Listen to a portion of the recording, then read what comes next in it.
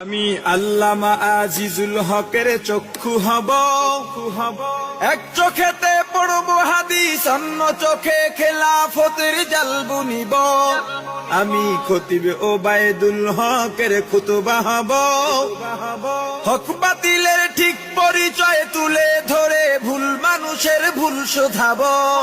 আমি শাহজালালের তাকবীরের ধ্বনি হব, আমি শায়েখে কুররাকারী ইব্রাহিম হব। আমি স্বপ্ন দেখি আমি জনতার স্বপ্ন হব, অত্যাচারীর লৌহ কপাট ভাঙতে যাব।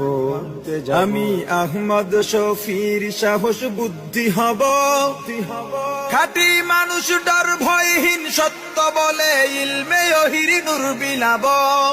আমি মরতে জানি জেল জুলুমে করি না ভয়, জুনাইদ বাবু নগরী